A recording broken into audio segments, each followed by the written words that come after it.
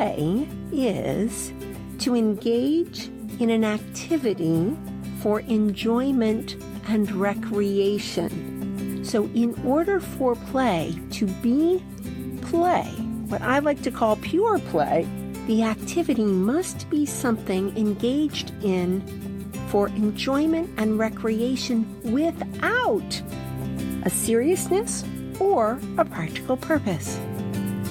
Now, of course, most of us as adults would consider that to be an absolute waste of time. Greetings, everyone. This is Nanette Saylor. I am here for yet another episode of the Create, Play, Live podcast. So happy to be on this journey with all of you, our listeners, and with this growing collection of amazing guests. And I am excited to share with you today my friend, my peer, been a business associate. Melanie Berry is first and foremost just an extraordinary bundle of energy. Every time I see her, she makes me smile. And I know that as you listen today, if you can't see her smile, you would definitely feel her smile as we get going in our conversation. Melanie, I think is, as we were talking earlier, she really embodies this idea of create, play, live. And she has, like many of my guests, found her way to being an artist, officially claiming herself as an artist, at a time in her life when it's really serving her to be expansive and expressive. And there is so much here for us to talk about that I don't even know how to frame it in a little succinct sentence or two. So I am going to get right to it and begin our conversation by welcoming Melanie and giving her an opportunity to say hello to all of you. Well, Nanette, thank you so much. My heart is so happy to be here. And if you hear a little jingle jangle, that will be my work partner, Raj, my 8-pound Yorkie, who is always ever present. So if you hear the jingle jangle, it's my partner in crime, Raj. So, well, you're not the first guest to have a pet join us on the podcast. So, and I'm sure you won't be the last. No, you talked about journeys, and even getting Raj is this journey of getting out of my own way. When I was a child, I was allergic to dogs. I still am. I was afraid of dogs. I was chased after school by a dog. I was bitten by a dog. And so at a certain point in my life, when I wasn't well, I had some dis-ease, quite a bit of it. My daughter said, "Oh, Mom, you need a dog." And I thought, no. And she took me to this place and she put this little tiny thing in the palm of my hand, and I was shaking and he was shaking. And then when we stopped shaking and he fell asleep, she said, "Well, I guess that's your dog." And we've been together for 12 years. But that's kind of the way I came to art. Yeah. I was really couldn't find a way to claim myself as an artist. I, have been a master trainer for managed care and pharmaceutical companies, training executives and salespeople, and then turning to a translator of technology as an SEO, and now and helping as an informaticist, helping physicians navigate technology. But in fact, I'm not. People say, "Oh, you're a tech guru," but I really am only the mother of a tech guru who just tried to keep up. Yeah, it's interesting. I'm finding the more people I talk to that first, I want to just stop for a second and acknowledge that many of us have this thing in our heads where there's a disconnect between being techie and being an artist, that somehow we've come up in the world with an understanding that you can't be both of those things, or it's really abnormal to be both of those things. And what I am discovering is that more and more the people that I talk to are both the same energy, the same curiosity that leads us and allows us to let our paintbrush, for example, just wander off on the page. That same curiosity is the thing that gives us the desire and the drive to keep looking for solutions in the tech and to keep working with how do I make this thing that seems so foreign, how do I translate it so that people can understand it? And really, as a visual artist, my awareness is that that's what we're doing. Right? When we put color and paint and collage materials, whatever it is, we put on a piece of paper, even if we frame a photo, we are translating in some form, right? Yes. So no surprise that and what was that word you used? Informaticist? An informaticist, really. And when you say that to people, oh, I'm an informaticist, and they go, their eyes get big and they lower their voice and they get scared of you. And really, what also my background is in change management. Mm-hmm. How do organizations navigate change? Because people bring themselves to work, right? And people don't like change. And so it's the same thing that daunts you, perhaps, some people, and me at first, with a blank canvas. What's scarier, a canvas with some marks or a blank canvas? So if you're going to change that canvas, one of my favorite quotes is, don't should on yourself. Right. And that really comes from my teaching master for painting was Flora Bowley. Mm-hmm. I was doing informatics work, which means that hospitals would call me up and they'd say, Melanie, can you come and, work with our physicians and train them while they're working for 3 weeks? I'd say, yeah. They'd say, oh, you're here. You're wonderful. Can you stay for 3 months? I'd say, okay. Then 18 months later, you're still there. I'm still there. So I was living in hotels literally for a decade, and there's only so much you can do. And so I took an online watercolor class. And I'm sorry, you watercolorists out there, you have my greatest admiration, but that stuff is hard. You have to pre-think it. It is nerve-wracking. But what I did was take a class and they did color theory. And so I started painting oranges because, there's purple and black and all this in the color orange that you see when you paint an orange. And I learned that. And I was just trying to perfect the orange. And then one day, a young man who brought my mail to the Lake Mary Residence Inn where I had lived for 18 months. Wow. He said, Miss Berry, we're going to bring you some more fruit.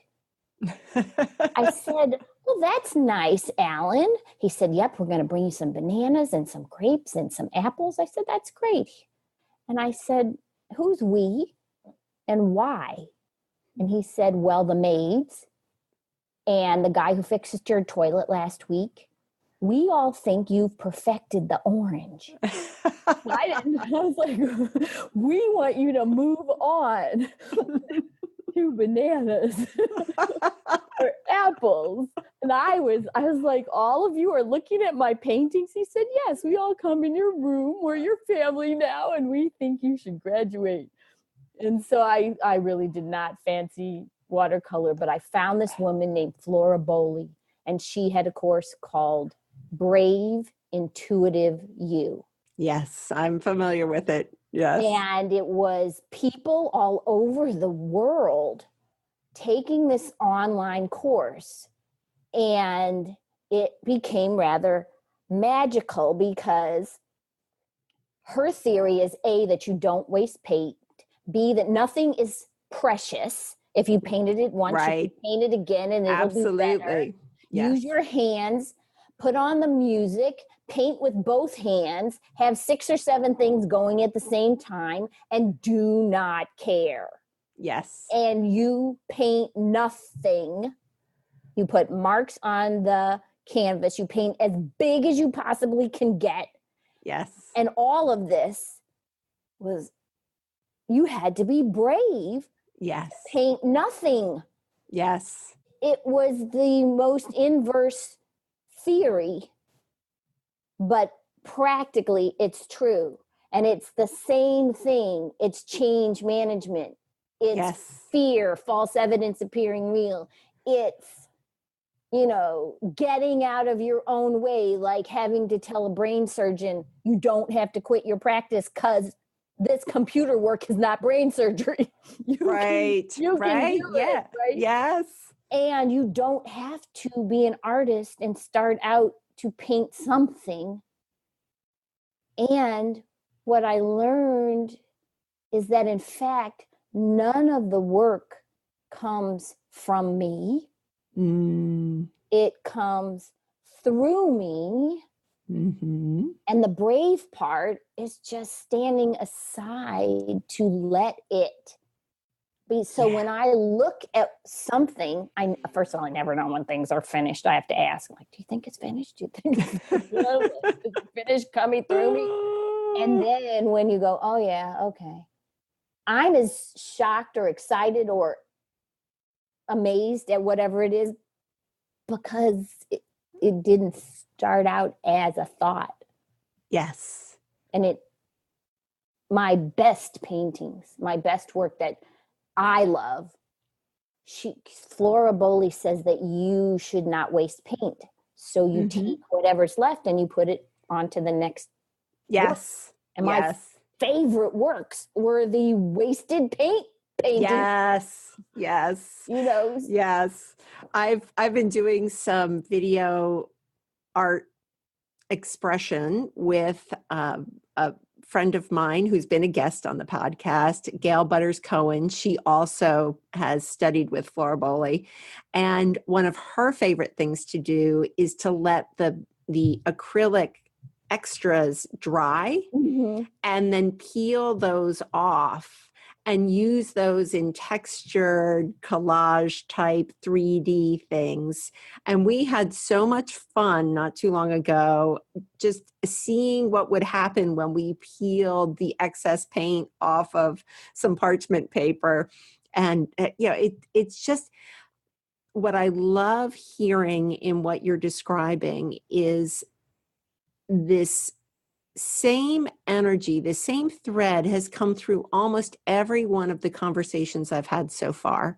Really? And it is this idea that at some point we allow ourselves to let go of the preconceived notion that we have to be creating something that we have decided before it comes forward.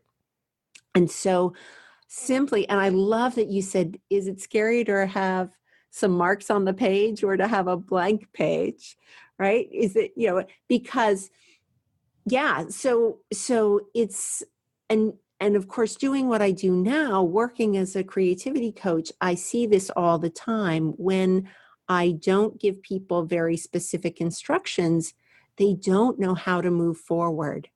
And what I know is that the people that I observe and that who come to this podcast and share how they've evolved in their own personal journey, the ones who have gotten to the place of being accepting of it's okay not to know what this is going to look like when we get to the end, they're the people who are living joyfully. They are the people who know that they're exactly where they're intended to be.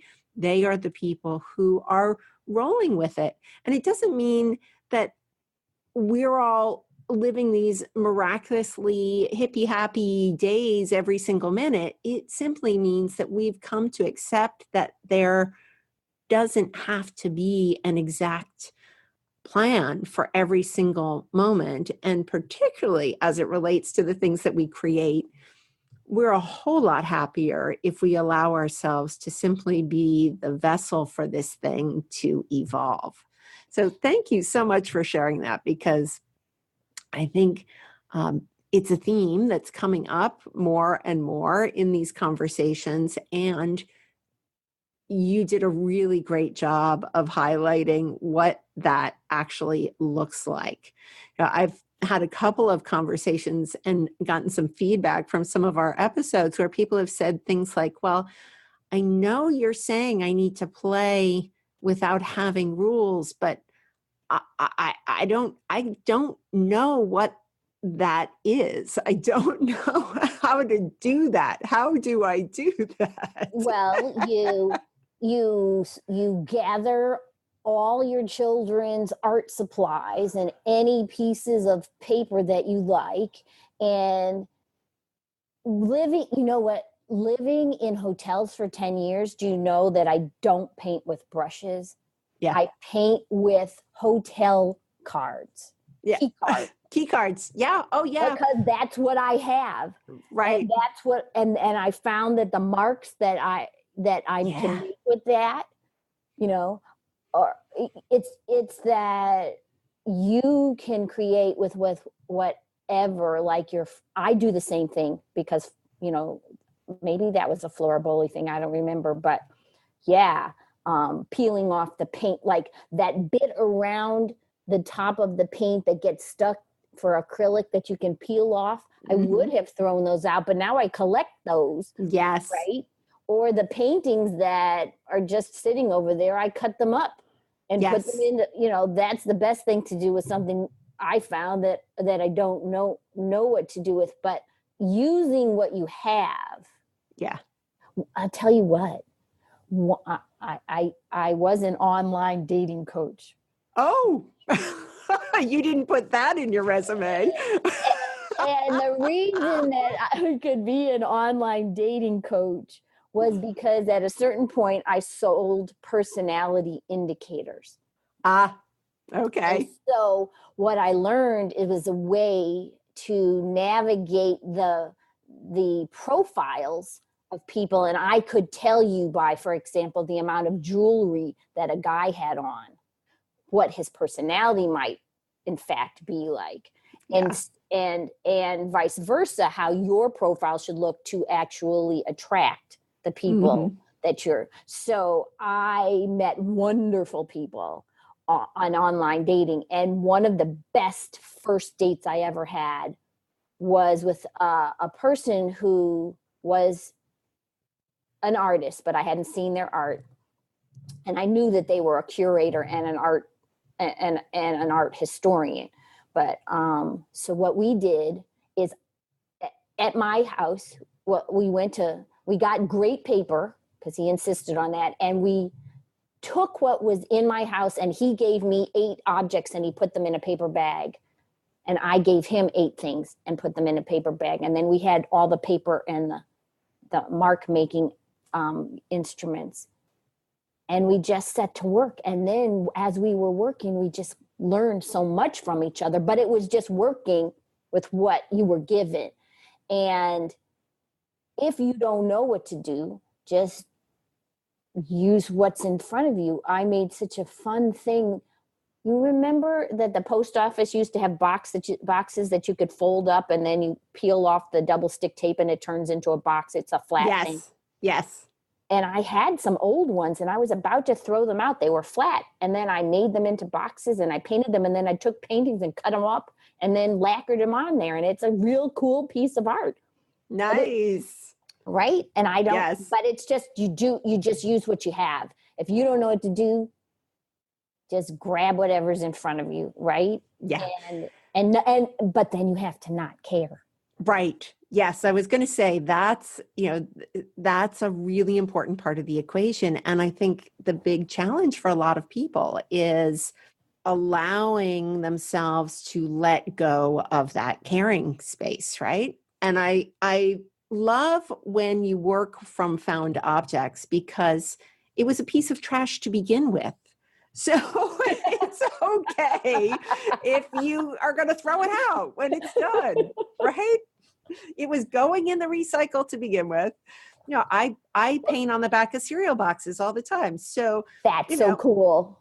it's in my recycle. And if I need, something firm to work on, you just glue a couple together. Now you've got a piece of what would be the equivalent of like melamine or, any of that firm board, right? Whoa. You can do by just putting those pieces of paper together. Whoa. And yeah. And so anyway, the point is it was going to go in the trash. So if what comes out isn't so cool, oh, well, not the end of the world. It's been an opportunity to explore. And I think the other thing that happens is that we learn, right? That's how we learn new things. When we play, you didn't know you could paint with a hotel key card until you tried, right? Yeah. And you would never know until you try. And how are you going to learn? You're going to have to experiment. And sometimes it's going to work and sometimes it's not. And that's the beauty of this whole process. I think particularly for those of us who had a period of time where we weren't being schooled, if you will, in art. Because when we're not schooled in it, we're not worried that, oh, I didn't make the eyes exactly right. Or is that what a real person looks like? Or, all of those things. Oh, or my tree, the branches aren't coming off of the right spot. Who cares? We're in it to play. And what comes out at the end is it's so much more vibrant than it's true. Yeah. But what I also found, there was a time when I was living for 2 years in a hotel in Asheville, North Carolina, and things were happening in North Carolina that were unpleasant and dangerous. And I was using my painting and creating joy. Yeah. But what I started to notice was that my paintings were getting a little dark. They were getting a little dramatic. They were getting frightening, literally. And I even painted a cute puppy came out one day. But my daughter said, Mommy, even the puppy's not smiling. Even the puppy's sad. And that was such a disturbing moment for me, because I was using this to channel freedom and joy, but I didn't also know, and I was not trying to control that, but that's what it was. But then what also was coming out were these other feelings that I wasn't even sure were as profoundly sad or tragic or dark as the paintings came out. And I had to have a little chat with myself, and ask the painting, what are you saying to me? Yes. What part of you, am I? That you're reflecting. Is it out now that it's on you? Is it out of me? Ooh, interesting question. Can I be free? Yeah. Even if I didn't know it was this, is this a catharsis? If I didn't know it was in there, I don't know. Yeah. Interesting, isn't it? How all of that comes through, and we have the opportunity to simply allow that to be what it is. Yeah. And that in itself was like blank canvas versus other things. And then it becomes at first I thought it was scary to let people see my art, right? What will they think? And then the next part was, oh my God, let them see it so I can think, so I can know what they think, because I was painting a very abstract painting, but I saw a nude woman in repose with some big breasts and fabulous thighs, right? And I put it on Facebook, and somebody said, "There's a beagle in there, a really happy beagle." And I was like, and as soon as they said it, I couldn't barely see the woman anymore, right? Right. And then I painted this during that dark time. I painted what I thought was an angry bird, sitting on a rock. And then I showed it to people, and they said, "Well, that's not an angry bird." I mean, it was clearly a bird. It became a figurative thing. Everybody knew it was a bird. And then someone said, "Well, it's not sitting on a rock. It's sitting on a man's face, and he looks like he's got a mustache. It kind of looks like Hitler." And do you know that is clear as day on that picture? And I never saw it. And I painted it. Yes. Yeah. So in showing it to other people, it's like, oh my God, I can't wait to see what you see, because Well, and isn't that, the old colloquial, the beauty's in the eye of the beholder? We all see our own versions of reality, whatever it is. And to me, that's one of the things that makes visual art so fabulous, is that we each have the opportunity to have our own experience with the painting, again, if we allow it, rather than, let me go read the artist's statement first so I can be sure I'm seeing what the artist intended for me to see, all of that stuff. It's like, no, step back, just let it feel its way to you. Let you trust what it's saying and let it be. And as I have this conversation with you, as I've had with others, for us, it's such a natural conversation. We've been living in this space for a while. Like you, I spent a couple of years living in hotels, and I didn't paint at that time. I made jewelry. And because I was in the Southwest, where I had access to the most beautiful stones and beads I'd ever seen. And so I spent a lot of time making jewelry. And it was in that practice and in that process that I began to learn to let go of, don't shit on yourself. Yeah, exactly. It's simply going to be what it wants to be. And that's okay. When we talked with Dawn Meyer, who was on earlier and at the very beginning of this podcast, and I know Dawn, she talks about how she actually asks her materials what they want to become. Yeah. I ask them what they want me to do. Yes. Boss me around.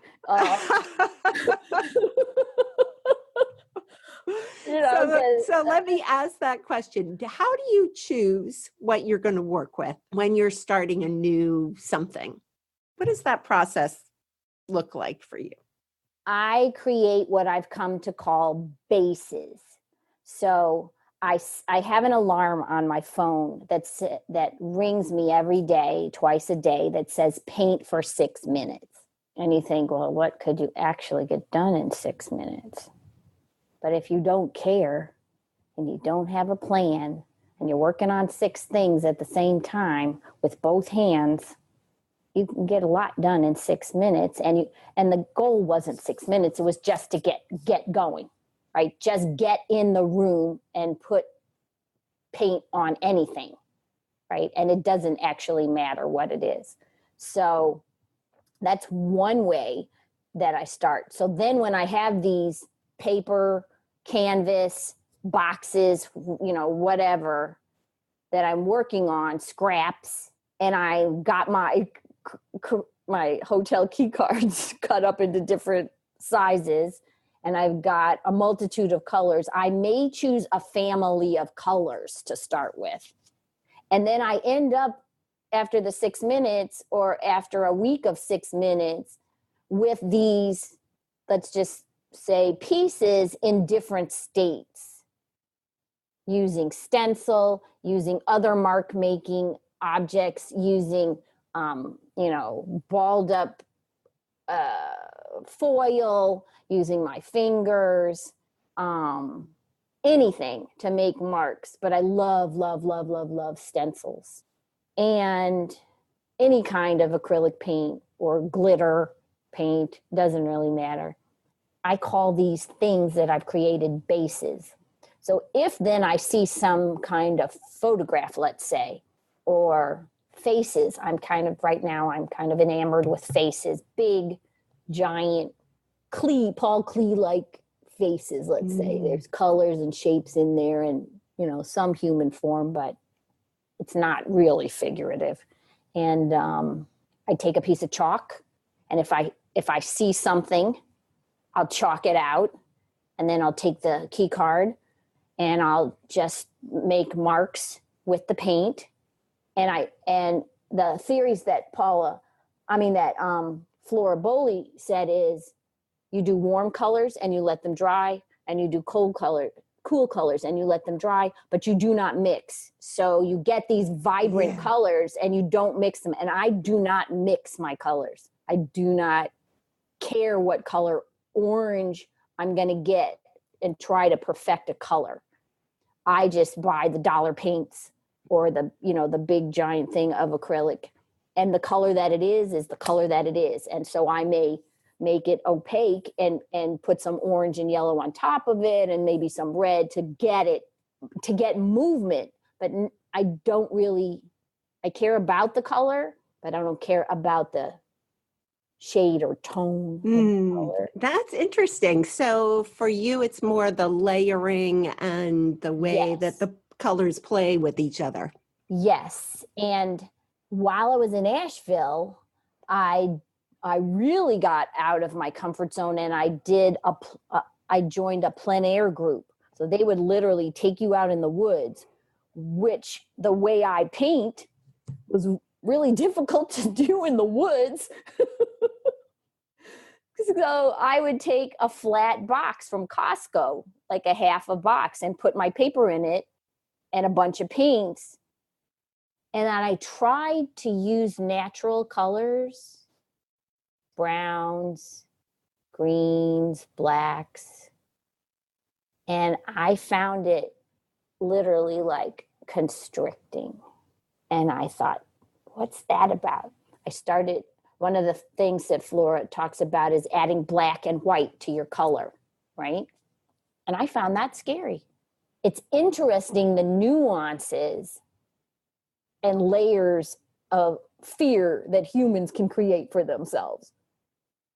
Like fear of adding super dark or super light, fear of the muddy colors, not really fear, but not really, they're just, I think it becomes a personality indicator at that point. My son said, "Mom, could you stop using neon?" And I thought, no, I can't. Why would you stop using neon? Right? Isn't everything neon? It's like, what's the point? So yeah, it's interesting, this idea. I think a lot of people are a little bit afraid of what happens when you mix the colors and they end up getting all brown. So what do you do when that happens? Well, since there are no mistakes, right, and you're working with this wonderful medium called acrylic, you just add more color. You just layer it up, or you just cut that piece of paper up and you turn it into a collage, or you turn it into a bead, but mostly you can paint over it. It happened to me today. Knowing when to stop putting paint on, knowing is something for me, saying, well, it's not that precious. I had an eye, if I saw a face, I was bringing out the face. I had a real cool eye going there on the right. And then I covered it up completely with blue. You can either take it to the sink, run some water over it real quick. Yes. Or do it again, Yes. Make more marks and not care. I tried to paint a bunny for my new grandson for Easter. And I ended up with two very regal people and a court jester. I don't know what's going to come out. I thought maybe I could intend a bunny. But yes. No, It no, no bunny was showing up today. no, nobody showed up. So maybe that face wasn't intended to be that I was not intended to be there. And that, I think, somebody said to me the other day, when something didn't turn out the way a group of us intended, and I was like, well, I guess it's not time for that. And they said, well, that's really an attitude that you have to acquire to be able to just let that go. Yes. And I think what you referred to earlier, that is an acquired mindset. It is not how we are indoctrinated in this. Absolutely not. Right. And knowing that everything is in divine right order, that creativity comes through you and not from you if you let it. And that if, Albert Einstein said that the intuitive mind is a sacred gift and the rational mind is a faithful servant. And we have created a society that honors the servant and has forgotten about the gift. And the gift is that we're in the divine right place. And the prayer I say is, the light of God surrounds me, the love of God enfolds me, the power of God protects me, and the presence of God watches over me. And this is my favorite part. And wherever I am, God is. And wherever God is, all is well. So now we've wrapped it all up. We've got everything covered. The light, but that last part, wherever I am, God is. And whatever God is, all is well. And so what else is left? You're good. You're good. Get out of your way and be where you are. Yes, absolutely. Thank you so much for sharing that. I'll look forward to getting that copy from you so we can add it to the show notes. It's called The Prayer for Protection, and it goes on, but that's the part that I use to get centered. Yeah. So I want to ask you about a couple of other things. We've spent a lot of time on visual arts. And what intrigued me about the responses you sent me, our listeners may not know that I invite everyone who's going to be on the show to answer some questions for me about creativity and how it has showed up in my guests' lives and some fun little things. And one of the things that surprised me is when I asked you the question, when you think about yourself as a creative being, what's the first thing that comes to mind? And after all this conversation about painting, you'd think you would have said painting, but you didn't. You said dancing. So tell us a little bit about that. Oh, my stars. Dance was, as a child, maybe I was what they didn't have the term for at the time, which was maybe I was hyper, maybe I was ADD, but I knew I always had this pounding that never, ever, ever, ever ceased, not when I was sleeping. And it had just forced me to move. And I was lucky enough to be classically trained in ballet. Oh. And I really thought as a child that I would grow up to be premier dancer, premier ballerina at the Dance Theater of Harlem. Yes. Except for the fact that, no one told me that you have the legs of a 4-foot woman and the torso of a 6-foot woman, and that's just not going to work. Yeah, I have the exact same problem. I do. No one told me that. Yeah, no, I've got a long torso, little legs. Yeah, doesn't make for a prima ballerina. Right. Yeah. So they said, well, maybe you want to make economics your backup. So I was a drama dance econ major at Bard College. And drama dance econ major. No, I'm going to challenge anyone listening who was a drama dance econ major to write in and tell us, because exactly. And so back to Flora, she said, so put on some music. Yes. And so really, if you did some listeners may not remember, but Sergio Mendes and Brazil 66. Mm-hmm. Okay, so Sergio Mendes, my daughter said to me one time when we were in New York, she's like, Mommy, Sergio Mendes is playing over here at this little venue with the Black Eyed Peas and Will I Am, right? So Sergio is taking his music and he's coupling it with current and artists. And so he's taken his Brazil 66 and he's made it really, really current. So we saw him and it was amazing. So when I put that album on, I got a paintbrush, I'm dancing, and it, you know, music literally lifts me to my feet. And my daughter said with my first grandson, she said, Mommy, I want to do all those things that you did. I want to dance in the kitchen, you know, I want to do salsa in the kitchen and teach Miles this, you know, and teach Miles that. And when you don't care, you know, that what's that quote, dance like nobody's watching. Yes. When you're in that space, it's in control of being out of control, you know. It's letting it come through you and not of you. Again, another way. And one of my other favorite things that I say is put your hands in the air and wave them like you just don't care. Because when you are doing that, you're so present, right? Yes, absolutely. I used to I had a little game I played with my daughter because she had a lot of energy when she was little too. And we would do this, put your hands in the air, put your hands just in the air. And then we say, okay, breathe, relax, and hands in the air, and then relax. And it would give her an opportunity to just, yay, you know, shake it out and then dial it down. I'm going to use that because yes, we have a new energy source, Miles Gabriel. And man, oh man, I really see he in me. And then at the same time, when I was discovering that I was a painter and really owning that, I told you that I discovered I was adopted and I discovered my birth family. I discovered that my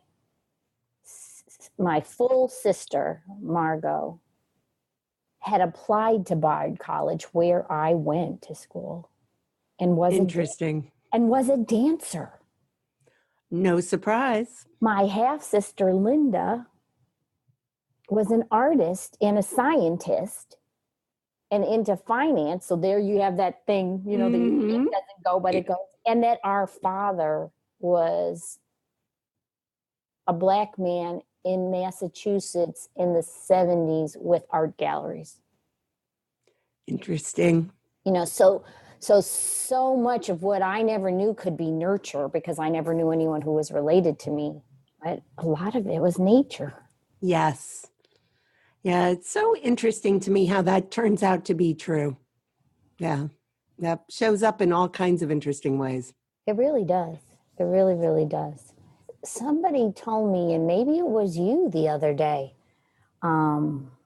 because as I have this new baby grandson, he's turning 1, and I want to do so much with him, you know, music and dance and art, everything, anything that, you know, follow him and see what he eats. But building, I thought, oh, wow, you know, building blocks. And then was it you who told me that Legos come in sets now and you build the set and then you put it on the shelf and you don't tear it up and rebuild yes, it? Yes, that is the conversation we were having because I think it's a real crime that people don't buy simple boxes of Legos that don't come with a pattern.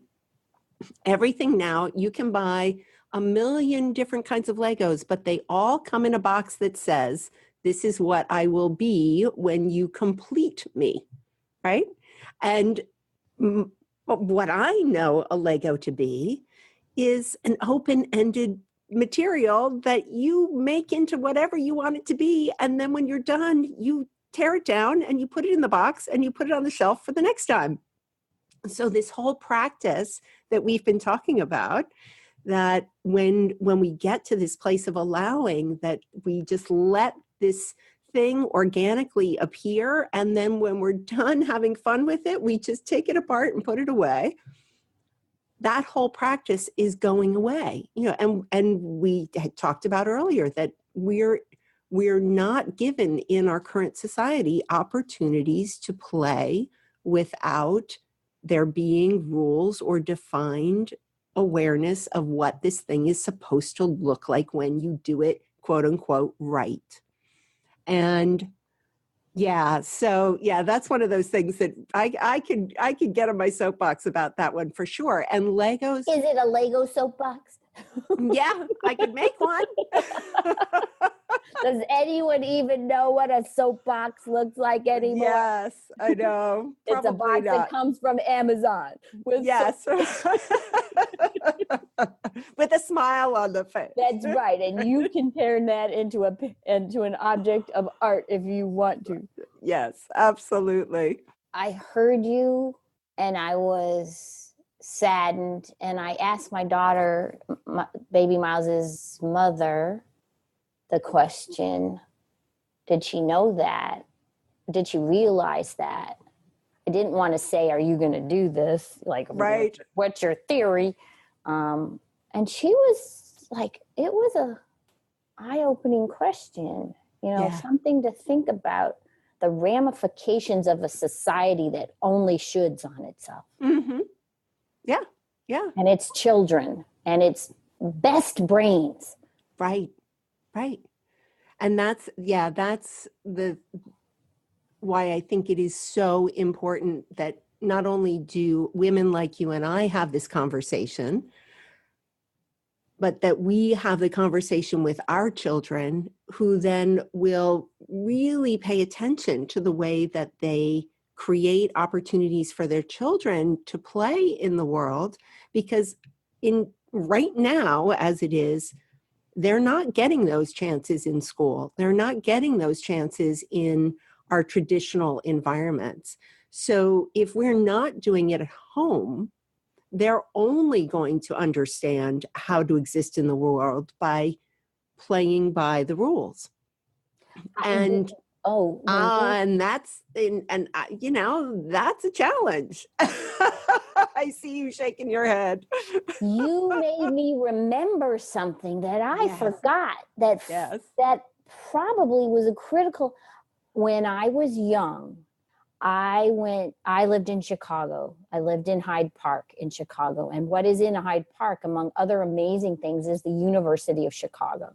Yeah. And I went as a child to kindergarten, first grade through fifth grade at the University of Chicago. Wow. So the school that I went to was called the University of Chicago Laboratory School. Oh. We were not allowed to write on lined paper. Yeah. Yeah. Nice. And what I also realized later in life when I left that school, do you remember what number 2 pencils were for and why they had to be number 2? Scantron. Well, some people don't know what that is. What is that? For the little bubble testing things that we had to fill out. Or the squares. Yes, that's right. We had to write your letters into little squares. Yes. And when I got away from the University of Chicago, where they didn't care what your handwriting looked like, they didn't care whether you could spell. Yeah. They only cared if you were creative. Yes.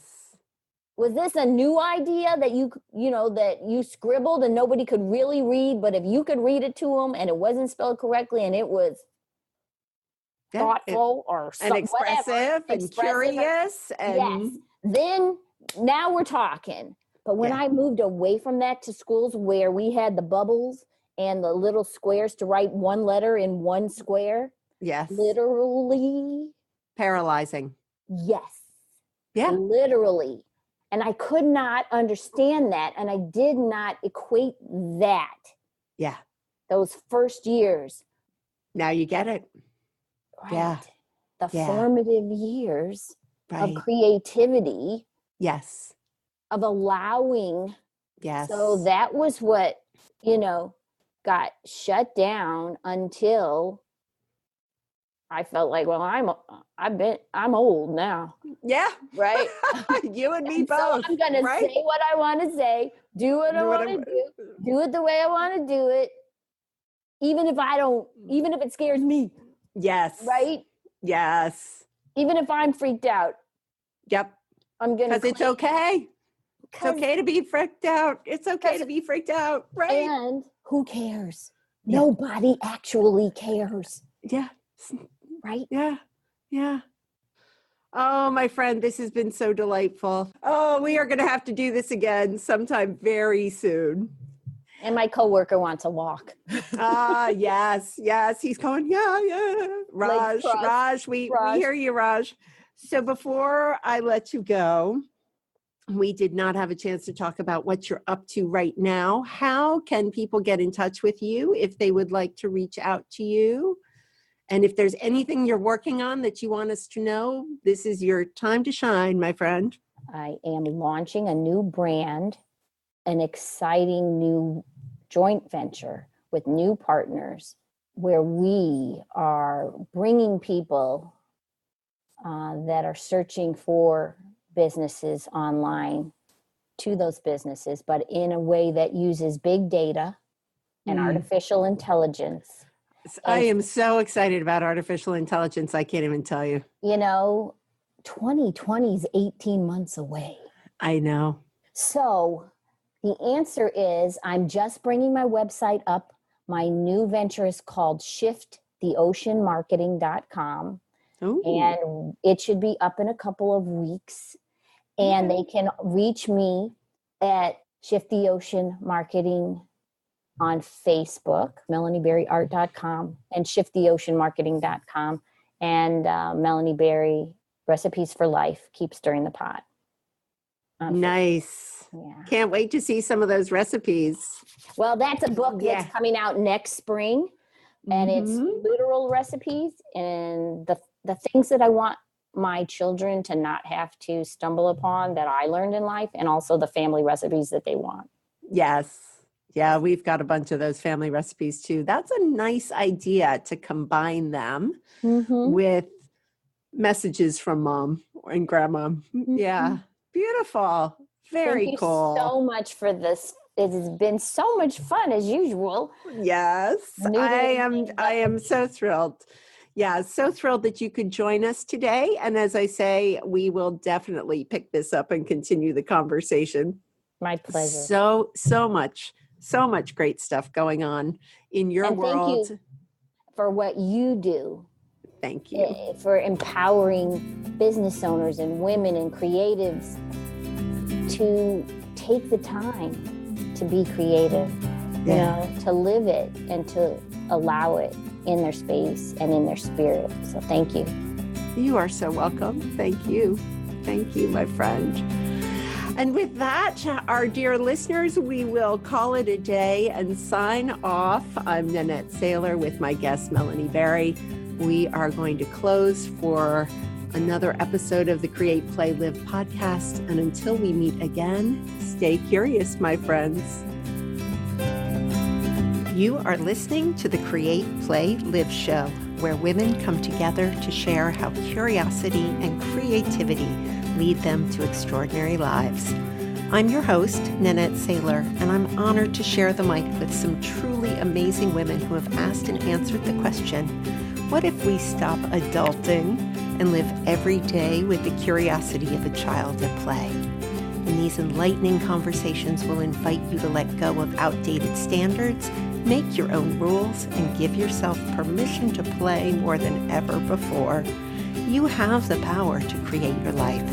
Spend some time with us and you'll learn to see life through new eyes and challenge yourself to new possibilities. We may not solve the world's problems, but we will get you to think differently about your own. Come play with us. Listen and subscribe at createplaylive.com.